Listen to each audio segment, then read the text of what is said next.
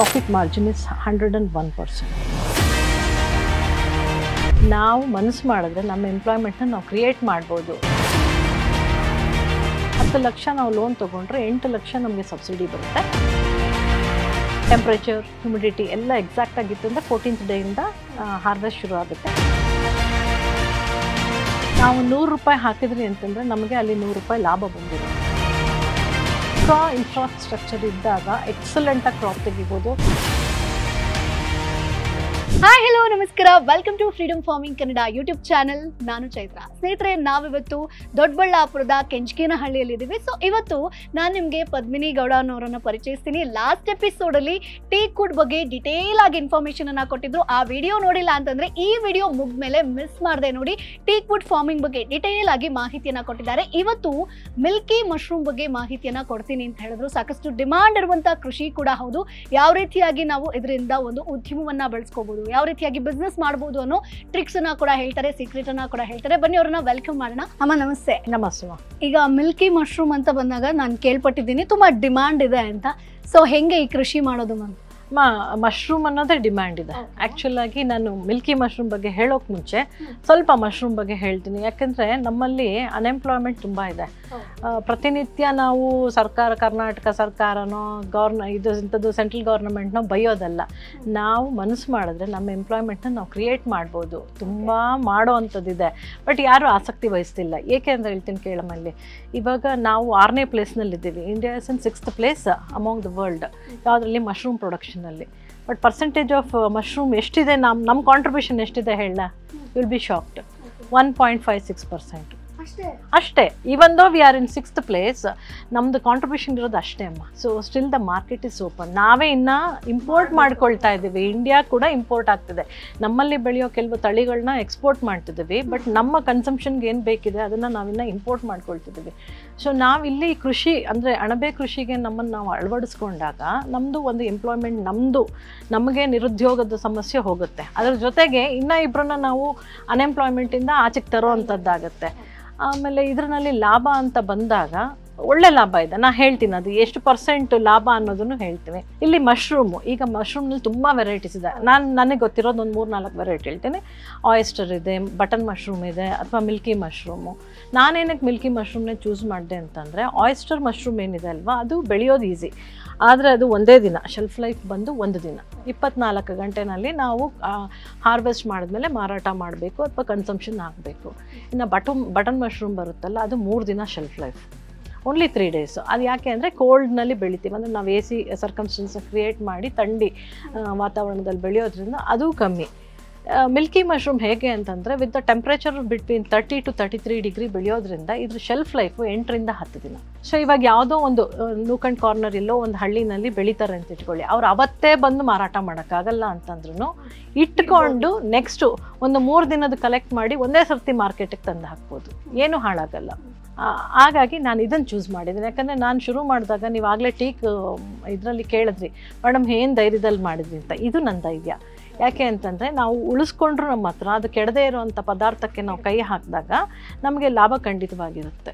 So Milky ಮಶ್ರೂಮ್ನ ನಾನು ಆ ಒಂದು ಕಾರಣಕ್ಕೆ, ಅಂದರೆ ಇವತ್ತು ನಾನು ಹಾರ್ವೆಸ್ಟ್ ಮಾಡಿದ್ದು ಕಳ್ಸೋಕ್ಕಾಗಿಲ್ಲ ಅಂತಂದರೂ ಆ ಶೆಲ್ಫ್ ಪೀರಿಯಡ್ ಜಾಸ್ತಿ ಇರೋದ್ರಿಂದ ಮಿಲ್ಕಿ ಮಶ್ರೂಮ್ನ ನಾನು ಚೂಸ್ ಮಾಡಿದೆ.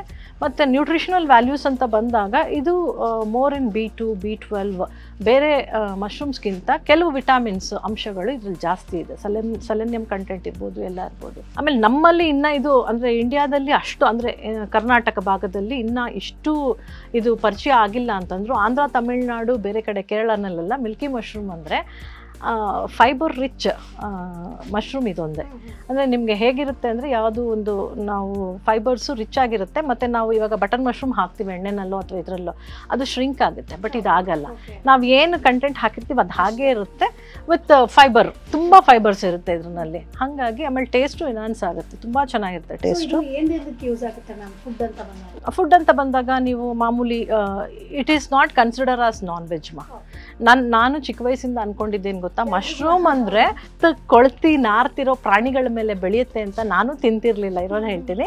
ಲಾಸ್ಟ್ 2 years ಬ್ಯಾಕು ನಾನು ರಿಸರ್ಚ್ ಮಾಡುವಾಗ ನನಗೆ ಗೊತ್ತಾಯಿತು ಅದು ಬೆಳೆಯೋ ರೀತಿನೇ ಬೇರೆ ಅಂತ. ಭೂಮಿಯಿಂದ ಬರೋ ಅಣಬೆನೂ ಅಷ್ಟೇ, ಯಾವುದೇ ಸತ್ತು ವಸ್ತು ಮೇಲೆ ಬರಲ್ಲ ಅದು. ಅಲ್ಲಿ ಅದಕ್ಕೆ ತೇವಾಂಶ ಮತ್ತು ಅದಕ್ಕೆ ಬೇಕಾಗಿರೋ ನ್ಯೂಟ್ರಿಷನ್ ಇದ್ದರೆ ಮಾತ್ರ ಅದು ಈಚೆ ಬರೋದು, ಬೆಳೆಯೋದು. ಸೊ ಹಾಗಾಗಿ ನಾವಿಲ್ಲಿ ಬೆಳೆನಲ್ಲಿ ಏನು ಮಾಡ್ತಿದ್ದೀವಿ ಅಂದರೆ ನೆಲ್ಲುಲ್ಲು ಮತ್ತು ಗೋಧಿ ಅಥವಾ ಸೊರ್ಗಮ್ ಅಂತ ಹೇಳ್ತೀವಿ ಗೊತ್ತಾ ನಾವು, ಅಂದರೆ ಜೋಳದ ಹಿಟ್ಟು ಮಾಡ್ತೀವಲ್ಲ, ಮುಸ್ಕಿನ ಜೋಳ ಅಲ್ಲ, ಇನ್ನೊಂದು ಜೋಳ ಬರುತ್ತಲ್ಲ, ಅದರದನ್ನು ಕಲ್ಚರ್ ಮಾಡ್ತಾರೆ. ಏನು ಬೀಜ ಅದನ್ನು ಕನ್ವರ್ಟ್ ಮಾಡೋದು, ಗೋಧಿ ಅಥವಾ ಜೋಳನ ಕನ್ವರ್ಟ್ ಮಾಡಿ ಸ್ಪಾನ್ ಅಂತ ರೆಡಿ ಮಾಡಿಕೊಂಡು ಅದೆರಡೇ ಕಂಟೆಂಟ್ ಈ ಬ್ಯಾಗ್ಸ್ನಲ್ಲಿ ನೋಡಿ, ಇಲ್ಲಿ ನೋಡ್ತಿರಲ್ಲ ನೀವು, ನೆಲ್ಲುಲ್ಲು ಬೀಜ ಎರಡೇ ಇರೋದು, ಇನ್ನು ಯಾವ ಕೆಮಿಕಲ್ಲು ಏನೂ ಹಾಕಲ್ಲ. ಸೊ ಇದು ಹಿಂಗೆ ಬ್ಯಾಗಿಂಗ್ ಮಾಡಿಕೊಂಡು ಇದು 22 days ನಾವು ಸ್ಪಾನ್ ರನ್ ರೂಮ್ ಅಂತೀವಿ, ಕೆಲವರು ಡಾರ್ಕ್ ರೂಮ್ ಅಂತಾರೆ. ಸ್ಪಾನ್ ರನ್ ರೂಮ್ನಲ್ಲಿ ಏನು ಅಂತಂದರೆ ನಾವು ಗಾಳಿ ಬೆಳಕು ಕೊಡಲ್ಲ. ಈ ರೂಮ್ ಆಗಲೇ ನೀವು ನೋಡಿದಿರಲ್ಲ ಅದು, ಅಲ್ಲಿ 22 days ಇಟ್ಟಾಗ ನಾವು ಬೀಜ ಹಾಕಿದಾಗ ನಿಮಗೆ ಬರೀ ಹುಲ್ಲು ಕಾಣ್ತಿರುತ್ತೆ. ಸೊ 22 days ಆದಮೇಲೆ ನೋಡಿ ಮೊಳಕೆ ಆಗಿದೆ, ಇದೆಲ್ಲ ಪೂರ್ತಿ ಈ ದೋಸೆ ಹಿಟ್ಟಿನ ಥರ ಬಂದಿದೆಯಲ್ಲ, ಇದೆಲ್ಲ ಬೀಜ ಮೊಳಕೆ ಆಗಿರೋದು. ಸೊ ಈ ಥರ ಆದಮೇಲೆ ಇದನ್ನು ರೆಡಿ ಟು ಫ್ರೂಟ್ ಬ್ಯಾಗ್ ಅಂತ ಹೇಳ್ತೀವಿ. So ready to fruit bag ಅಂತ ಅಂದಾಗ ನೋಡಿ, ಇದನ್ನು ತಗೊಂಡು ನೀವು ಆಯಿಸ್ಟರ್ ಮಶ್ರೂಮ್ನಲ್ಲೆಲ್ಲ ಇದಕ್ಕೆ ಹೋಲ್ಸ್ ಮಾಡಿಟ್ಟಿರ್ತಾರೆ, ಅಲ್ಲೇ ಬೆಳೆ ಬರುತ್ತೆ. ಬಟ್ ಇದು ಮಿಲ್ಕಿ ಮಶ್ರೂಮು, ಇದು ಗ್ರೋಯಿಂಗ್ ಮೆಥಡ್ ಬೇರೆ. ಅಂದರೆ ಫ್ರೂಟಿಂಗ್ ಅಂತ ಬಂದಾಗ ಈ ರೀತಿ ಕೇಸಿಂಗ್ ಸಾಯಿಲ್ ಹಾಕ್ಕೋಬೇಕು ನಾವು. ಅಮ್ಮ ಇದು ಕೆರೆ ಮಣ್ಣನ್ನು ತಂದು ಹಾಗೆ ಹಾಕೋದಲ್ಲ, ಅದನ್ನು ಜರಡಿ ಹಿಡಿತೀವಿ. ಜರಡಿ ಹಿಡಿದು ಇದು 10:4 ರೇಷಿಯೋನಲ್ಲಿ ಇದಕ್ಕೆ ಕೋಕೋಪಿಟ್ ಹಾಕ್ತೀವಿ. ಅಂದರೆ 10 ಬಾಣಲಿ ಮಣ್ಣು ಹಾಕಿದಾಗ 4 ಬಾಣಲಿ ಕೋಕೋಪಿಟ್ ಹಾಕಿ ಹೈಡ್ರೇಟೆಡ್ ಲೈಮ್ ಅನ್ನೋದನ್ನು ಯೂಸ್ ಮಾಡ್ತೀವಿ. ಅದು ಏನಕ್ಕೆ ಯೂಸ್ ಮಾಡ್ತೀವಿ ಅಂದರೆ ನಾವು ಕೆರೆಯಿಂದ ಮಣ್ಣು ತರ್ತೀವಿ, ಅದ್ರಲ್ಲಿ pH ವ್ಯಾಲ್ಯೂ ಇರಲ್ಲ. ಅಣಬೆ ಬೆಳಿಕಂದ್ರೆ pH ವ್ಯಾಲ್ಯೂ ಇರಬೇಕು, 7.5ಗಿಂತ ಅಬೋವ್ ಇರಬೇಕು. ಸೊ ಹಾಗಾಗಿ ಆ pH ವ್ಯಾಲ್ಯೂನ ಎನ್ಹಾನ್ಸ್ ಮಾಡೋಕ್ಕೋಸ್ಕರ ನಾವು ಹೈಡ್ರೇಟೆಡ್ ಲೈಮ್ ಹಾಕ್ತೀವಿ. ಹಾಕಿ ಇದನ್ನು ನೋಡಿ ಈ ಡ್ರಮ್ನಲ್ಲಿಟ್ಟು 1 hour at the temperature of 125 degree 1 hour ಬೇಯಿಸ್ತೀವಿ. ಸ್ಟರ್ಲೈಸ್ ಅಂದರೆ ಏನಾದರೂ ಬ್ಯಾಕ್ಟೀರಿಯಲ್, ವೈರಲ್ ಅಂತ ಫಂಗಲ್ ಲೋಡ್ ಇದ್ದರೆ ಅದೆಲ್ಲ ಹೋಗ್ಬಿಡ್ಬೇಕು. ಸೊ ನೀವು ಅದಕ್ಕಿಂತ ನನ್ನನ್ನು ನೀವು ಕೇಳಿಲ್ಲ ಈ ಬ್ಯಾಗ್ನಲ್ಲಿ ಏನೇನು ಮಾಡಿದ್ದೀರಾ ಪ್ರೊಸೀಜರ್ ಅಂತ. ಈ ಬ್ಯಾಗ್ ಅಂತ ನಾನು ತಗೊಂಡಾಗ ಹೇಳ್ತೀನಿ ಕೇಳಿ. ಮಶ್ರೂಮ್ ಕಲ್ಟಿವೇಷನಲ್ಲಿ ನೋಡಮ್ಮ, ಇದೇ ನಮಗೆ ಮೇಯ್ನ್ ಇಂಪಾರ್ಟೆಂಟು. ಇಲ್ಲಿ ಏನು ಮಾಡಿದ್ದೀವಿ ಅಂದರೆ, ನಾನು ಆ ಪ್ರೊಸೀಜರ್ನ ಇಲ್ಲಿ ತೋರ್ಸೋಕ್ಕಾಗಲ್ಲ, ಯಾಕಂದರೆ ಮುಂಚೆ ನಾವು ಇಲ್ಲೇ ಮಾಡ್ತಿದ್ರಿ ಬ್ಯಾಗಿಂಗು. ಬಟ್ ನಾವು ಕೆಮಿಕಲ್ ಮೆಥಡ್ನಲ್ಲೇ ಬ್ಯಾಗಿಂಗ್ ಮಾಡೋದು, ಯಾಕಂದರೆ when we are into commercial ಅಂದಾಗ ಆರ್ಗ್ಯಾನಿಕ್ ಮೆಥಡ್ನಲ್ಲಿ ಮಾಡೋಕ್ಕೆ ತುಂಬ ಕಷ್ಟ ಇದೆ. ನಾವು ನೆಲ್ಲು ಹುಲ್ಲು ಇರುತ್ತಲ್ಲ, ಅದೊಂದು 2 ಇಂಚಷ್ಟು ಕಟ್ ಮಾಡ್ಕೊಂಡಿರ್ತೀವಿ. ಕಟ್ ಮಾಡಿರೋವಂಥದ್ದನ್ನು ಫಾರ್ಮಾಲಿನ್ ಸಿರಪ್ ಅಂದರೆ ಸೊಲ್ಯೂಷನ್ ಹಾಕಿ 180 ಲೀಟ್ರಿಗೆ 1/4 ಲೀಟ್ರ್ ಫಾರ್ಮಾಲಿನ್ ಹಾಕ್ತೀವಿ. ಹಾಕಿ ಈ ಹುಲ್ಲನ್ನು 24 ಗಂಟೆ ನೆನೆಯಕ್ಕೆ ಬಿಟ್ಬಿಡ್ತೀವಿ. ಮತ್ತೆ ತೆಗೆದು ಅದನ್ನು ಡ್ರೈಯರ್ನಲ್ಲಿ ಹಾಕ್ಕೊಂಡು ಅದರಲ್ಲಿ ಒಂದು 70% ಮಾಯ್ಶ್ಚರ್ ಅಂದರೆ ನೀರಿನ ಅಂಶ ಹೋಗಬೇಕು, 30% ಅಷ್ಟೇ ಮಾಯ್ಶ್ಚರ್ ಇರಬೇಕು. ಅದನ್ನು ತೆಗೆದು ಒಂದು 10 ನಿಮಿಷ ಫ್ಯಾನ್ ಕೆಳಗಡೆ ಹಾಕ್ಕೊಳ್ತೀವಿ. ಹಾಕ್ಕೊಂಡು ಕಂಪ್ಲೀಟ್ ಒಣಗಬಾರ್ದು, 30% ಮಾಯ್ಶ್ಚರ್ ಇರಬೇಕು ಹುಲ್ಲಲ್ಲಿ. ಯಾಕಂದರೆ ತಿರುಗಿ ನಾವು ವಾಟ್ರಿಂಗ್ ಮಾಡಲ್ಲ, ಈ ಕವರ್ಗೆ ಹಾಕಿದ್ಮೇಲೆ ವಾಟ್ರಿಂಗ್ ಮಾಡಲ್ಲ. ಸೊ ಬೀಜ ಮೊಳಕೆ ಹೊಡೋಕ್ಕೆ ನೀರು ಬೇಕಲ್ಲ, ಆ 30% ವಾಟರ್ನ ನಾವು ಇದರಲ್ಲಿ ಬಿಡ್ತೇವೆ, ತೇವ ಇರಬೇಕು. ಅದನ್ನು ನಾವು ತಗೊಂಡು ಲೇಯರ್ ವೈಸು ಒಂದು ಲೇಯರ್ ಹುಲ್ಲು ಹಾಕ್ತೀವಿ, ಮೇಲೆ ಬೀಜ ಹಾಕ್ತೀವಿ, ಮತ್ತೆ ಹುಲ್ಲು ಹಾಕ್ತೀವಿ, ಬೀಜ ಹಾಕ್ತೀವಿ. ಹಾಕಿ ಈ ಥರ ರಬ್ಬರ್ ಈ ಮೇಲೆ ಬರೋವರೆಗೂ ಕೆಲವು ಸರ್ತಿ ಕಮ್ಮಿ ಲೇಯರ್ಸೇ ಹಿಡಿಯುತ್ತೆ. ಅಂದರೆ ಕೆಲವರು ಇದು 18 ಇಂಚಿದೆ ಅಮ್ಮ. ಸೊ ಇಲ್ಲಿವರೆಗೂ ಇಷ್ಟು ಬರೋವರೆಗೂ ಹಾಕ್ಕೊಳ್ತೀವಿ. ಆಮೇಲೆ ತುಂಬಾ ಪ್ರೆಸ್ ಮಾಡಬಾರ್ದು, ಯಾಕಂದರೆ ಏರೇಷನ್ ಇರಬೇಕು. ಯಾವುದಕ್ಕೆ ಮೊಳಕೆ ಹೊಡಿಬೇಕಂದಾಗೂ aeration is very important. So ಇಷ್ಟು ನಾವು ಕವರ್ ಮಾಡಿಕೊಂಡು ಮಾಡಿಬಿಟ್ಟು 22 days we just keep in the spawn run room. Oyster button mushroom again it's ಇಲ್ಲಿ ನಾನು ಅದನ್ನೇ ಹೇಳ್ತೀನಿ. 22 days ಆಯ್ತಲ್ವ, ಇದು ರೆಡಿ ಟು ಫ್ರೂಟ್. ನೋಡಿ ಇಲ್ಲಿ ಹೇಗೆ ಬರುತ್ತೆ ಅಂತಂದರೆ ಈ ರೀತಿ ಈ ಒಂದು ಬ್ಯಾಗ್ನ ಹಾಫ್ ಕಟ್ ಮಾಡ್ಕೊಳ್ತೀವಿ. ಕಟ್ ಮಾಡಿ ಸ್ವಲ್ಪ ಹುಲ್ಲನ್ನು ಇಲ್ಲಿ ಉಮಾ ಮಾಡ್ತಾ ಇದ್ದಾಳೆ, ನೀವು ನೋಡ್ತಿರ್ಬೋದು. ಹುಲ್ಲನ್ನು ಸ್ವಲ್ಪ ಕೆಳಗಡೆಗೆ ಮಾಡಿ ಈ ಸ್ಟೆರ್ಲೈಸ್ ಮಾಡಿರುವಂಥ ಮಣ್ಣು ನಾವು ಫಸ್ಟ್ ಕ್ರಾಪ್ ಇಡುವಾಗ ಕವರ್ನಲ್ಲಿ ಇಡುವಾಗ 1 ಇಂಚ್ ಅಷ್ಟೇ ಹಾಕಬೇಕು ಮಣ್ಣು. 1 ಇಂಚ್ಗಿಂತ ಜಾಸ್ತಿ ಆದರೆ ಏನಾಗುತ್ತೆ ಅಂದರೆ ಬೆಳೆ ಬರುತ್ತೆ, ನಿಧಾನ ಆಗುತ್ತೆ. ನಮಗೆ ಗ್ರೋ ರೂಮ್ಗೆ ಅಲ್ಲಿಗೆ ತಗೊಂಡೋದ್ಮೇಲೆ ನಮಗೆ 14th day ಹಾರ್ವೆಸ್ಟ್ ಆಗಬೇಕು. ದಟ್ ಈಸ್ ಎಕ್ಸಾಕ್ಟ್ ಕ್ರಾಪ್ ಅಂತ. ಇಲ್ಲ ಅಂತಂದಾಗ ಏನಾಗುತ್ತೆ 16, 17, 18 ದಿನಕ್ಕೆ ಹೊರಟೋಗುತ್ತೆ ಕ್ರಾಪ್ ಬರೋದು, ಮಣ್ಣಿನ ಅಂಶ ಜಾಸ್ತಿ ಆದಾಗ. ಯಾಕಂದರೆ ಅದನ್ನು ಪುಷ್ ಮಾಡಿಕೊಂಡೇ ಈಚೆ ಬರೋದು. ಕಮ್ಮಿ ಬರಲ್ಲ, ಬರುತ್ತೆ, ನಿಧಾನ ಆಗುತ್ತೆ, ಟೆನ್ಯೂರು ನಿಧಾನ ಆಗುತ್ತೆ. ಮತ್ತು ನಾವು 1 ಇಂಚ್ ಹಾಕದೆ 3/4 ಇಂಚ್ ಹಾಕಿದ್ರೆ ಫಾಸ್ಟಾಗಿ ಎಲ್ಲ ಮಾಸ್ ಪಿನ್ನೆಟ್ಸ್ ಅಂತ ನಾವು ಕರಿತೀವಿ. ಮಣ್ಣಿನ ಅಂಶ ಕಮ್ಮಿ ಆಗಿದ ತಕ್ಷಣ ಅವಕ್ಕೆ ಈಚೆ ಬರೋದಕ್ಕೆ ಮೀಡಿಯಾ ಕಮ್ಮಿ ಇರುತ್ತಲ್ಲ, ಸಡನ್ನಾಗಿ ಎಲ್ಲ ಒಂದೇ ಸರ್ತಿ ಪಾಪಪ್ ಆಗುತ್ತೆ. ಸೊ 1 ಇಂಚ್ ಸಾಯಿಲ್ ಕೊಡೋದು ತುಂಬ ಇಂಪಾರ್ಟೆಂಟು. ಸೊ ಅದನ್ನು ನಾವು ಆಗ್ತಾ ಗೊತ್ತಾಗ್ಬಿಡುತ್ತೆ, ಮಾಡ್ತಾ ಕೆಲಸ ಮಾಡಿದಾಗ ಗೊತ್ತಾಗುತ್ತೆ. ಹುಡಿನೇ ಇರಬೇಕು, ಕಲ್ಲು ಇರಬಾರ್ದು. ನೋಡಿ ಇವಾಗ ನೀವು ಮುಟ್ಟಿದಾಗ ಅದರಲ್ಲಿ ಮಾಯ್ಶ್ಚರ್ ಇದೆ, ಬಟ್ ಕೈಗಂಟಲ್ಲ ನೀರು. ಸೊ ಅದನ್ನು ನಾವು ಮ್ಯಾನೇಜ್ ಮಾಡಬೇಕು. ನೆಕ್ಸ್ಟು ಅಲ್ಲಿ ಅವಳು ಕವರ್ಗೆ ಹಾಕಿದ್ಲು, ಅದೆತ್ಕೋ ಉಮ್ಮ ಒಂದು. ಈಗ ನೋಡಿ ಆ ಕವರ್ನಲ್ಲಿ ಮೇಲೆ ಕವರ್ ಅಷ್ಟು ಕಾಣ್ತಿದೆ. ಮಣ್ಣು ಹಾಕಿದ್ಮೇಲೆ ಏನಕ್ಕೆ ನಾವು ಕವರ್ ಕಟ್ ಮಾಡ್ತಿದ್ದೀವಿ ಅಂತಂದರೆ ಇದು ಕೆಲವು ಗ್ಯಾಸಸ್ನ ಎಕ್ಸರ್ಟ್ ಮಾಡುತ್ತೆ. ಯಾವುದು ಮೈಸೀಲಿಯಮ್ ಅಂದರೆ ಮೊಳಕೆ. ನಾವು ಮೇಲೆ ಕವರ್ ಹಾಗೆ ಬಿಟ್ಟರೆ ಏನಾಗುತ್ತೆ ಅಂದರೆ ಆ ಗ್ಯಾಸು ಎಸ್ಕೇಪಕ್ಕೆ ಆಗಲ್ಲ ಅಲ್ವಾ, ಅಲ್ಲೇ ಕೂತ್ಕೊಳ್ಳುತ್ತೆ, ಮತ್ತು ನಮಗೆ ಈಲ್ಡು ಕಮ್ಮಿ ಆಗೋ ಚಾನ್ಸಸ್ ಇದೆ. ಸೊ ಮಣ್ಣಿಗಿಂತ ಹೈಟ್ನಲ್ಲಿ ನಾವು ಕವರ್ ಇಡಬಾರ್ದು ಅಂತ ಹೇಳಿ ಆ ಕವರ್ನ ಕಟ್ ಮಾಡ್ತೀವಿ. ಅಷ್ಟೇ ಲೆವೆಲ್ಗೆ ಇಟ್ಕೊಂಡು ಇದನ್ನು ಗ್ರೋ ರೂಮ್ಗೆ ತೊಗೊಂಡು ಹೋಗ್ತೀವಿ. ಎವ್ರಿ ಡೇ ಎಷ್ಟು ವಾಟ್ರಿಂಗ್ ಬೇಕೋ ಅಷ್ಟೇ, ಅಂದರೆ ಸ್ವಲ್ಪನೇ ಬೇಕು, ಇದಕ್ಕೆ ಜಾಸ್ತಿ ಹಾಕಬಾರ್ದು. ಹಾಕ್ತೀವಿ ಅಂತ ಎಷ್ಟು ಅಂತಲ್ಲ, ಜಸ್ಟ್ ತೇವಾಂಶ ಒಂದು 30% ಇದ್ದರೆ ಸಾಕು, ಅದು ಬೆಳ್ಕೊಳ್ಳುತ್ತೆ. ಅಷ್ಟು ವಾಟ್ರಿಂಗ್ ಕೊಡ್ತೀವಿ. ಕೊಟ್ಟ ಮೇಲೆ 9 ರಿಂದ 11ನೇ ದಿನಕ್ಕೆ ಪಿನ್ನೆಟ್ಸು, ಅಂದರೆ ನಮಗೇನಂತೀವಿ ಮೇಲೆ ಮೊಳಕೆ ಕಾಣೋಕ್ಕೆ ಶುರು ಆಗುತ್ತೆ. ಮೊಳಕೆ ಕಂಡಿದ್ದ 3ನೇ ದಿನಕ್ಕೆ ಹಾರ್ವೆಸ್ಟಿಗೆ ರೆಡಿ ಇರುತ್ತೆ. ಅಮ್ಮ ಈ ಒಂದು bag we consider this as one bag. ಅದನ್ನು ಒಂದು ಕೇಸಿಂಗ್ ಅಂತೀವಿ. When it is made half ಅಲ್ಲ, ಅದು 1 ಕೇಸಿಂಗು, ಇದು ಒಂದು ಬ್ಯಾಗು. ಈ ಒಂದು ಬ್ಯಾಗ್ನಲ್ಲಿ 1 kg ಇಂದ 1 kg 200 ಗ್ರಾಮು ಅಣಬೆ ತೆಗಿಬೋದು. ಸೊ ಮ್ಯಾಮ್, ಈಗ ಈ ಗ್ರೋ ರೂಮ್ಗೆ ನೀವು ಎಷ್ಟು ಖರ್ಚು ಮಾಡಿದ್ರೆ ಅದು ಎಷ್ಟು ಉದ್ದ ಇದೆ ಹೆಂಗೆ? ಅಮ್ಮ ಅದು 16 ಅಡಿಗೆ 72 ಅಡಿ ಇದೆ ಗ್ರೋ ರೂಮು, ಮತ್ತು ನನಗೆ ಈ ಸ್ಪಾಂಡ್ರನ್ ರೂಮು ಮತ್ತು ಅಲ್ಲಿ ಪ್ರೊಸೆಸಿಂಗ್ ರೂಮು 3 ಸೇರಿ ನಂದು with instruments, with racking system, construction ಎಲ್ಲ ಸೇರಿ. ಅಂದರೆ ಎಲೆಕ್ಟ್ರಿಸಿಟಿ ನಾನು ಸ್ಯಾಂಕ್ಷನ್ ಮಾಡಿಸ್ಕೊಂಡಿರೋದು 8 HP ಬೇಕು. ನಾನು 6 ಹೀಟರ್ಸ್ ಹಾಕ್ತೀನಿ ಅಂತಂದಾಗ ಮಳೆಗಾಲದಲ್ಲಿ ಅಷ್ಟು ಕನ್ಸ್ಯೂಮ್ ಆಗೋಷ್ಟು ಎಲೆಕ್ಟ್ರಿಸಿಟಿ ಎಲ್ಲ ತೊಗೊಂಡಿರೋದು ನನಗೆ 24,80,000 ರೂಪಾಯಿ ಖರ್ಚು ಬಿತ್ತು. ಅದರಲ್ಲಿ 10 ಲಕ್ಷ ನಾನು ಲೋನ್ ಮಾಡಿದ್ದೆ. ಹಾರ್ಟಿಕಲ್ಚರ್ ಡಿಪಾರ್ಟ್ಮೆಂಟಿಂದ 8 ಲಕ್ಷ ನಮಗೆ ಸಬ್ಸಿಡಿನೂ ಕೊಟ್ಟಿದ್ದಾರೆ. ಸೊ ನ್ಯಾಷನಲ್ ಹಾರ್ಟಿಕಲ್ಚರ್ ಮಿಷನಲ್ಲಿ ಅಣಬೆ ಬೆಳೆಗಾರರಿಗೆ ಸವಲತ್ತಿದೆ.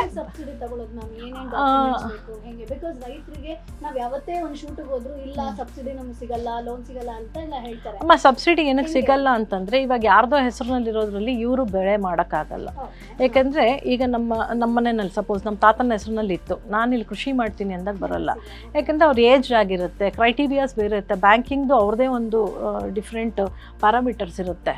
ಯಾರ ಹೆಸರಿನಲ್ಲಿದೆ, ಇಲ್ಲ ಲೀಸ್ಗೆ ಹಾಕ್ಕೊಂಡಿದ್ದೀರಾ ನೀವು, ಹೋಗಿ ಅವ್ರು ರಿಕ್ವೈರ್ ಡಾಕ್ಯುಮೆಂಟ್ಸ್ ಕೊಡಿ. ಖಂಡಿತ ಬ್ಯಾಂಕ್ಸ್ ವಿಲ್ ಹೆಲ್ಪ್. ಹೌದು, ಅಫ್ಕೋರ್ಸು ಮಲ್ಟಿನ್ಯಾಷನಲ್ ಬ್ಯಾಂಕ್ಸ್ ಯಾರೂ ಹೆಲ್ಪ್ ಮಾಡಲ್ಲ ರೈತರಿಗೆ, ಅದನ್ನು ನೀವು ಬರೆದಿಟ್ಕೊಳ್ಳಿ. ಬಟ್ ನ್ಯಾಷನಲೈಸ್ ಬ್ಯಾಂಕ್ಗೆ ಹೋಗಿ, ಇಲ್ಲ ನಿಮ್ಮ DCC ಬ್ಯಾಂಕ್ಸು ಅಂದರೆ ನಮ್ಮ ಡಿಸ್ಟ್ರಿಕ್ಟ್ ಕೋಆಪ್ರೇಟಿವ್ ಬ್ಯಾಂಕ್ಸ್ ಇದೆ, ಅಲ್ಲಿ ಹೋಗಿ they will provide the loans. 10 ಲಕ್ಷವರೆಗೂ ಲೋನ್ ಕೊಡ್ತಾರೆ. 10 ಲಕ್ಷ ನಾವು ಲೋನ್ ತೊಗೊಂಡ್ರೆ 8 ಲಕ್ಷ ನಮಗೆ ಸಬ್ಸಿಡಿ ಬರುತ್ತೆ. ಬಟ್ ಖರ್ಚು ನಾವು 20 ಲಕ್ಷದ ಮೇಲೆ ಮಾಡಿದರೆ ಮಾತ್ರ 8 ಲಕ್ಷ ಬರುತ್ತೆ. ನಾವು ಕಮ್ಮಿ ಮಾಡಿದರೆ 4 ಲಕ್ಷ ಸಬ್ಸಿಡಿ ಬರುತ್ತೆ. ಸೊ ನಾವೀಗ ಮೇನ್ ಆಗಿ ಮಶ್ರೂಮ್ ಮಾಡ್ತೀವಿ ಅಂತಂದ್ರೆ ಡಾರ್ಕ್ ರೂಮ್ ಹಾಗೆ ಗ್ರೋ ರೂಮ್ ನಾವು ತುಂಬಾ ಸೆನ್ಸಿಟಿವ್ ಅಂತ ಹೇಳ್ತಾರೆ. ನಾವು ಅಷ್ಟು ಕ್ಲೀನ್ ಆಗಿರಬೇಕು, ಹಂಗೆ ಮೇಂಟೈನ್ ಕೂಡ ಮಾಡಬೇಕು. ಸೊ ಅಲ್ಲಿ ಹೆಂಗೆ ನೀವು ಮೇಂಟೈನ್ ಮಾಡ್ತೀರಾ? ಏನು ಯಾವುದ್ರಲ್ಲಿ ತಯಾರಾಗಿರೋದು ಹೆಂಗೆ? ತಯಾರಾಗಿರೋದು ಅಂದ್ರಮ್ಮ ಅಲ್ಲಿ ನಾವು ಯಾರನ್ನೂ ಆಚೆಯಿಂದ ಬಿಡಲ್ಲ. ನಾನು ಪ್ರತಿಯೊಬ್ಬರು ಗ್ರೋವರ್ಸ್ಗೂ ಹೇಳೋದು, hygiene it is very important mushroom ಕಲ್ಟಿವೇಷನಲ್ಲಿ. ಸೊ ಬಂದವರಿಗೆ ನಾವು ತೋರಿಸ್ಬೇಕಂದ್ರೂ ಈಚೆ ಡೋರ್ ಹತ್ರ ನಿಲ್ಲಿಸ್ತೀವಿ, ಒಳಗಡೆ ನಮ್ಮ ಕೆಲಸದವರು ಅಥವಾ ನಾವು ಯಾರು ನಮಗೆ ಗೊತ್ತಿದೆ ಏನೇನು ಪ್ಯಾರಾಮೀಟರ್ಸ್ನ ವಿ ಹ್ಯಾವ್ ಟು ಮ್ಯಾನೇಜ್ ಅಂತ, ಅಲ್ಲಿ ಹೋಗಿ ನಾವು ಕರ್ಟನ್ ರೈಸ್ ಮಾಡಿ ತೋರಿಸ್ತೀವಿ ಹೊರತು ನಾವು ಯಾರನ್ನೂ ಒಳಗಡೆ ಬಿಡಲ್ಲ. ಯಾಕೆ ಅಂತಂದರೆ ಪ್ರತಿ ಸರ್ತಿ ನಾವು ಡೋರ್ ತೆಗೆದಾಗ ಟೆಂಪ್ರೇಚರ್ ಡೌನ್ ಆಗುತ್ತೆ. ಆ್ಯಸ್ ಐ ಟೋಲ್ಡ್, ಕಂಟ್ಯಾಮಿನೇಷನ್ನು ಇಲ್ಲಿ ಆಗೋದು, ಅಲ್ಲಿಗೆ ಹೋದ್ಮೇಲೆ ಕಂಟ್ಯಾಮಿನೇಷನ್ ಪ್ರಾಬ್ಲಮ್ ಅಲ್ಲ. ಬಟ್ ಏನಾಗುತ್ತೆ, ಟೆಂಪ್ರೇಚರ್ ಪ್ರತಿ ಸರ್ತಿ ಡೌನ್ ಆದಾಗ ನನಗೆ ಎಲೆಕ್ಟ್ರಿಸಿಟಿ ಬಿಲ್ಲು ಜಾಸ್ತಿ ಆಗುತ್ತೆ. ಸೊ ಕಂಟ್ಯಾಮಿನೇಷನ್ ನಾವು ಸ್ಪಾಂಡ್ರನ್ ರೂಮ್ನಲ್ಲಿ ಮಾತ್ರ ಯಾರನ್ನೂ ಬಿಡಬೇಡಿ. ಯಾಕೆ ಅಂತಂದರೆ ಕಂಟ್ಯಾಮಿನೇಷನ್ ಏನೇ ಆಗೋದಿದ್ರು ಇಲ್ಲೇ ಆಗೋದು. ಒಂದು ಬ್ಯಾಗ್ ಕಂಟ್ಯಾಮಿನೇಟ್ ಆಯಿತು ಅಂದರೆ ಹೋಲ್ ಕ್ರಾಪ್ ಹೊರಟೋಗುತ್ತೆ. ನೀವು 1000 ಬ್ಯಾಗ್ ಇಡಿ, 2000 ಬ್ಯಾಗ್ ಇಡಿ, ಎಲ್ಲದಕ್ಕೂ ಹರಡುತ್ತೆ. ಸೊ ಇಲ್ಲಿ ಕಂಟ್ಯಾಮಿನೇಷನ್ ಅಂದರೆ ಏನು ಅಂತ ಹೇಳ್ತೇನೆ. ಆ್ಯಕ್ಚುಲಾಗಿ ಇಲ್ಲಿ ಇನ್ನೇನು ಬರಲ್ಲ. ನಾವು ಮಾಡುವಾಗ ಕ್ಲೀನಾಗಿ ನಮ್ಮ ಹ್ಯಾಂಡ್ಸ್ನ ವಾಶ್ ಮಾಡದೆ ಮಾಡಿರೋದು ಒಂದು ರೀಸನ್ನು. ಅಂದರ್ ರೀಸನ್ ಈಸ್ ನಾನು ಹೇಳಿದ್ನೆಲ್ಲ 30% ಮಾಯ್ಶ್ಚರ್ ಇರಬೇಕು ಅಂತ. ಅದಕ್ಕಿಂತ ಹೆಚ್ಚಿನ ಅಂಶ ನೀರಿನಂಶ ಉಳ್ಕೊಂತು ಅಂದರೆ ಕೊಳೆಯೋಕ್ಕೆ ಶುರು ಆಗುತ್ತೆ. ಅದಷ್ಟೇ ಕಂಟ್ಯಾಮಿನೇಷನ್ ಬರೋದು. ಅದು ಬಿಟ್ಟರೆ ಸ್ಪಾನಿಂದ ಏನೂ ಬರೋಲ್ಲ, ಹುಲ್ಲಿಂದನೇ ಬರಬೇಕು. ಇನ್ನೊಂದು ಥರ್ಡ್ ರೀಸನ್ನೇ ಸ್ಟರ್ಲೈಸೇಷನ್. ನಾವೇನು ಮಾಡಿರ್ತೀವಿ ಅಂದರೆ ಫಾರ್ಮಾಲಿನ್ ಸಿರಪ್ನಲ್ಲಿ ಹಾಕಿರ್ತೀವಲ್ವ ಒಂದು ಸೊಲ್ಯೂಷನ್ನಲ್ಲಿ, ಅದನ್ನು 8 ಅವರ್ಗೆ ತೆಗೆದ್ಬಿಡೋದು, 10 ಅವರ್ಗೆ ತೆಗೆಯೋದು ಮಾಡಬೇಡಿ. ಕೆಮಿಕಲ್ ಕಾನ್ಸಂಟ್ರೇಷನ್ ಕಮ್ಮಿ ಇರೋವಂಥ ಫಾರ್ಮಾಲಿನ್ ಯೂಸ್ ಮಾಡಿ ದ ಸೋಕಿಂಗ್ ಪೀರಿಯಡ್ನ ಜಾಸ್ತಿ ಮಾಡ್ಕೊಳ್ಳಿ. So which will help our health. ಅಂದರೆ ನಮ್ಮ ಹೆಲ್ತ್ ಮೇಲೂ ಅದು ಏನು ಇಶ್ಯೂಸ್ ಆಗಬಾರ್ದು ಅಂದರೆ ನಾವು ಕೆಲವನ್ನ ಅಳವಡಿಸ್ಕೋಬೇಕು. ನಮ್ಮ ಟೈಮ್ ಹೋಗ್ಬೋದು, ಬಟ್ ಹೆಲ್ತ್ ಕಾನ್ಷಿಯಸ್ಸು ಅದೇ ತಾನೇ ನಾವು ತಿನ್ನಬೇಕು. ಸೊ ಅದನ್ನು ನಾವು ಕಾನ್ಸಂಟ್ರೇಟ್ ಮಾಡಬೇಕಾಗತ್ತೆ. ಕರೆಕ್ಟಾಗಿ ಮಣ್ಣು ಟೆಂಪ್ರೇಚರ್ ಹ್ಯುಮಿಡಿಟಿ ಎಲ್ಲ ಎಕ್ಸಾಕ್ಟ್ ಆಗಿತ್ತು ಅಂದರೆ 14th ಡೇಯಿಂದ ಹಾರ್ವೆಸ್ಟ್ ಶುರು ಆಗುತ್ತೆ. ಫಸ್ಟ್ ಡೇ ಹಾರ್ವೆಸ್ಟ್ ಆಗುತ್ತೆ, ತಿರ್ಗಾ 3 days ಬಿಟ್ಟರೆ ಇನ್ನೂ ಒಂದ್ಸಲ ಬೆಳೆ ಬಂದಿರುತ್ತೆ ಅದರಲ್ಲೇ. ಅದಾದ್ಮೇಲೆ ನಾವು ಮಾಡ್ತಾನೆ ಇರ್ತೀವಿ. ಹೌದು, ಎವ್ರಿ ಡೇ ನಾವು ಸಪ್ಲೈಸ್ ಕೊಡಬೇಕಲ್ವಾ. ಆಲ್ಮೋಸ್ಟ್ ಅಲ್ಲಿ 35 kg ಬೆಳಿತೀವಿ ದಿನ. ಸ್ವಲ್ಪ ಬಿಸಿಲು ಬಂದಿದ ತಕ್ಷಣ ಹೇಗೇನು ಅದು ಸಣ್ಣ ಆಗಿರೋದೆಲ್ಲ ಬೇಗ ಬೇಗ ಬರುತ್ತೆ. ನನಗೆ ಖಂಡಿತ ಜ್ಞಾಪಕ ಇದೆ. It was on May 15th first ಪಿನೆಟ್ಸು ನಮ್ಮ ಇದ್ರಲ್ಲಿ ಬಂದಿರೋದು. ಆಮೇಲೆ ಫಸ್ಟ್ ನಾವು ಕ್ರಾಪ್ ತೆಗೆದಾಗ 8 kg ಬಂದಿತ್ತಮ್ಮ. ಹಾರ್ವೆಸ್ಟ್ ಅಂತ ನಾವೇನು ಮಾಡಿದ್ರಿ 8 kg ಬಂದಿತ್ತು ನಮಗೆ. ಇಲ್ಲ, ಆವಾಗ ನಾವೊಂದು 12 kg ಎಕ್ಸ್ಪೆಕ್ಟ್ ಮಾಡಿದ್ದೆ. ಬಟ್ ಫಸ್ಟ್ 3 days ನಂಗೆ ಅಷ್ಟೇ ಬಂದಿದ್ದು. ಆಮೇಲೆ ಇನ್ಕ್ರೀಸ್ ಆಯಿತು. ನಾವು ಅಂದ್ಕೊಂಡಷ್ಟು ಏನು ಬ್ಯಾಗ್ಸ್ ಇಡ್ತೀವಲ್ಲ ಅದ್ರ ರೇಷಿಯೋನ ನಾನು ಕ್ಯಾಲ್ಕುಲೇಟ್ ಮಾಡ್ತೀವಿ, ಅಷ್ಟು ಬರುತ್ತೆ ನಮಗೆ. ಆಲ್ಮೋಸ್ಟ್ ಅಲ್ಮ ಒಂದು ದಿನಕ್ಕೆ 50 bags ನಾವು ಕಟ್ ಮಾಡ್ತೀವಿ. ಸೊ 32 days ಲೆಕ್ಕ ಮಾಡಿ 1600 bags. I am talking about the bags, not the casing. So ನಮೀಗ ಡೈಲಿ ಈಗ 30 to 35 kg ನಮ್ಗೆ ಬಂತು ಅಂತಂದ್ರೆ ಹೆಂಗೆ ನಾವು ಪ್ರಾಫಿಟ್ ಮಾಡ್ಬೋದು, ಎಲ್ಲಿ ಸೇಲ್ ಮಾಡಬೇಕು? ಅಂಡ್ ನೀವೇನಾದ್ರೂ ಬೈ ಪ್ರಾಡಕ್ಟ್ಸ್ನ ತಯಾರಿಸ್ತಿದ್ದೀರಾ? ಬೈ ಪ್ರಾಡಕ್ಟ್ಸ್ ತಯಾರಿಸೋಕ್ಕೆ ನನಗೆ ಉಳಿತಿಲ್ಲ ಮಶ್ರೂಮ್. ನಂದು ಅದು ಪ್ಲ್ಯಾನ್ ಇತ್ತು ಆ್ಯಕ್ಚುಲ್ ಆಗಿ. ಏನು ಗೊತ್ತಾ, ಹೋಗಲಿಲ್ಲ, ಮೂವ್ ಆಗಲಿಲ್ಲ ಅಂತಂದಾಗ ನೆಕ್ಸ್ಟ್ ನಾವು we should be prepared. Like ಇವಾಗ ನಾರ್ತ್ ಕರ್ನಾಟಕದಲ್ಲಿ ಒಬ್ಬರು ಮಶ್ರೂಮ್ ಮಿಲ್ಕ್ ಶೇಕ್ಸ್ ಮಾಡ್ತಿದ್ದಾರೆ ಡಿಫ್ರೆಂಟ್ ಫ್ಲೇವರ್ಸ್ನಲ್ಲಿ. ಸುಮಾರು ಜನ ಆಂಧ್ರದಲ್ಲಿ mushroom pickles they are exporting it. ಆಮೇಲೆ ಮಿಲ್ಕ್ ಶೇಕ್ಸು, ನಾ ಹೇಳಿದೆ soup powders, different flavours soup powders ಎಲ್ಲ ಮಾಡ್ತಾರೆ. ಆಮೇಲೆ ಡ್ರೈಡ್ ಮಶ್ರೂಮ್ಸ್ಗೆ ಡಿಮ್ಯಾಂಡ್ ಇದೆ. ನಾನು ಅಂದ್ಕೊಂಡೆ ನನಗೆ ಮಾರ್ಕೆಟಿಂಗ್ ಆಗಿಲ್ಲ ಅಂದರೆ the second option plan B ಅದಿತ್ತು. ಹೌದು, ಟ್ರೈರ್ ಇಟ್ಕೊಂಡು ಮಾಡೋಣ ಅಂತ. ಟಚ್ ವುಡ್ ನನಗಿನ್ನ ಅಣಬೆ ಮಿಗೋ ಅಂಥದ್ದು ಇನ್ನೂ ಆ ಸಿಚುವೇಶನಿಗೆ ಬಂದಿಲ್ಲ. ಎವ್ರಿ ಡೇ ಬರ್ತಿದ್ದ ಸೂಪರ್ ಮಾರ್ಕೆಟ್ಸ್ಗೆ ಹಾಕ್ತೀವಿ. ಆಮೇಲೆ ನಾವು 300 ಅಂದರೆ ವಿತ್ ಬಾಕ್ಸ್ ಅಂತ ಹೋದಾಗ 300, ಇಲ್ಲ ಅಂತಂದರೆ 275 ಕೊಡ್ತೀವಿ. ಬ್ರ್ಯಾಂಡ್ ಇದೆ, ನಮ್ಮದೇ ಬ್ರ್ಯಾಂಡ್ ಇದೆ, ಅದೇ ಬ್ರ್ಯಾಂಡಲ್ಲಿ ಕಳಿಸ್ತೀವಿ. ಸೊ ಪ್ಯಾಕಿಂಗ್ ಮೇಲೆ ಡಿಫರ್ ಆಗುತ್ತೆ, 275 300 ಅಂತ. ಮತ್ತು ನಾನು ಮಶ್ರೂಮ್ ಕಲ್ಟಿವೇಷನಲ್ಲಿ ಎಲ್ಲರಿಗೂ ಹೇಳೋಕ್ಕೆ ಇಷ್ಟಪಡ್ತೀನಿ, ದ ಪ್ರಾಫಿಟ್ ಮಾರ್ಜಿನ್ ಇಸ್ 101%. ನಾವು 100 ರೂಪಾಯಿ ಹಾಕಿದ್ರಿ ಅಂತಂದರೆ ನಮಗೆ ಅಲ್ಲಿ 100 ರೂಪಾಯಿ ಲಾಭ ಬಂದಿರುತ್ತೆ. ಸೊ 100ಕ್ಕಿಂತಲೇ ಜಾಸ್ತಿ ಬರುತ್ತೆ. ಇನ್ಫ್ರಾಸ್ಟ್ರಕ್ಚರ್ ಇದ್ದಾಗ ಎಕ್ಸಲೆಂಟಾಗಿ ಕ್ರಾಪ್ ತೆಗಿಬೋದು, ಕೈ ಹಿಡಿಯುತ್ತೆ ಬೆಳೆ. ಆಮೇಲೆ ಡಿಮ್ಯಾಂಡ್ ಇದೆ. ಸೊ ನಿಮ್ಮದು ಮಶ್ರೂಮ್ ಕೃಷಿಯಲ್ಲಿ ಮುಂದಿನ ಫ್ಯೂಚರ್ ಪ್ಲಾನ್ ಏನು? ನಾನು ಏನು ಮಾಡಬೇಕು? ಫ್ಯೂಚರ್ ಪ್ಲಾನು ನನಗೆ I am very much satisfied and contented with ನನ್ನ ಡ್ರೀಮ್ ಪ್ರಾಜೆಕ್ಟು ನನಗಿಲ್ಲ ಆಗಿದೆ. ನಾನು ಇವತ್ತೇನು ತೆಗಿತಿದ್ದೀನಿ 50 kgವರೆಗೂ ನಾವು ಬೆಳೆ ತೆಗಿಬೋದು. 50 kg ಆದಮೇಲೆ ಇನ್ನು ಯಾರಾದರೂ ಗ್ರೋವರ್ಸ್ ಇದ್ದಾರೆ ಅವ್ರಿಗೆ ಮಾರ್ಕೆಟಿಂಗ್ ಮಾಡೋಕ್ಕಾಗಲ್ಲ ಅಂತಂದರೆ I will be helping them ಅಷ್ಟೇ ಇನ್ನು ನಾವು ಎಕ್ಸ್ಟೆಂಡ್ ಮಾಡಲ್ಲ. Thank you so much ma'am. Thank you ma'am. So ನೋಡಿದ್ರಲ್ವಾ ಸ್ನೇಹಿತರೆ, ಮಶ್ರೂಮ್ ಕೃಷಿ ಬಗ್ಗೆ ಡಿಟೇಲ್ ಆಗಿ ಇನ್ಫಾರ್ಮೇಷನ್ ಅನ್ನ ಕೊಟ್ಟಿದ್ದಾರೆ. ಅದರಲ್ಲೂ ಕೂಡ ಮಿಲ್ಕಿ ಮಶ್ರೂಮ್ ಅನ್ನ ಯಾವ ರೀತಿಯಾಗಿ ಮಾಡಬೇಕು ಅನ್ನೋ ಇನ್ಫಾರ್ಮೇಷನ್ ಬಹುಶಃ ನಿಮ್ಗೆ ಇಷ್ಟೊತ್ತಿಗೆ ಸಿಕ್ಕಿರ್ಬೋದು. ಅಷ್ಟೆಲ್ಲ ಬೇರೆ ಮಶ್ರೂಮ್ ಫಾರ್ಮಿಂಗ್ ಅನ್ನ ಮಾಡಬೇಕು ಅಥವಾ ಆಯಿಸ್ಟರ್ ಮಶ್ರೂಮ್ ಬಗ್ಗೆ ನಿಮಗೆ ಇಂಟ್ರೆಸ್ಟ್ ಇದೆ ಅಂತಂದ್ರೆ ಈಗಲೇ ಫ್ರೀಡಮ್ ಆ್ಯಪ್ ಅನ್ನ ಡೌನ್ಲೋಡ್ ಮಾಡಿ. ಯಾರು ಇದರಲ್ಲಿ ಸಕ್ಸಸ್ ಆಗಿದ್ದಾರೋ ಅವರೇ ನಿಮಗೆ A to Z ಇನ್ಫಾರ್ಮೇಷನ್ ಅನ್ನ ಕೊಡ್ತಾರೆ, ಪ್ರಾಕ್ಟಿಕಲ್ ಆಗಿ ಮಾಹಿತಿಯನ್ನ ಕೊಡ್ತಾರೆ. ಸೊ ಮನಸ್ವಿ ಹೆಗಡೆ ಇಲ್ಲಿ ನಿಮಗೆ ಟೀಚ್ ಮಾಡ್ತಾರೆ ಯಾವ ರೀತಿಯಾಗಿ ಆಯಿಸ್ಟರ್ ಮಶ್ರೂಮ್ ಅನ್ನ ನಾವು ಬೆಳಿಬೇಕು, ಏನೆಲ್ಲ ಮೇಂಟೆನೆನ್ಸ್ ಇರುತ್ತೆ, ಮಾರ್ಕೆಟ್ ಎಲ್ಲಿದೆ ಅಂತ. ಸೊ ಮಿಲ್ಕಿ ಮಶ್ರೂಮ್ ಬಗ್ಗೆ ಆಲ್ರೆಡಿ ಇನ್ಫಾರ್ಮೇಶನ್ ಸಿಕ್ಕಿದೆ. ಸೊ ಆಯಿಸ್ಟರ್ ಮಶ್ರೂಮ್ ಬೇಕು ಅಂತಂದ್ರೆ ಈಗಲೇ ಫ್ರೀಡಮ್ ಆ್ಯಪ್ ಅನ್ನ ಡೌನ್ಲೋಡ್ ಮಾಡಿ. ಮುಂದಿನ ಎಪಿಸೋಡ್ ಅಲ್ಲಿ ಮತ್ತೆ ನಿಮ್ಮನ್ನ ಭೇಟಿ ಆಗ್ತೀನಿ. ಟಾಟಾ, ಬಾಯ್.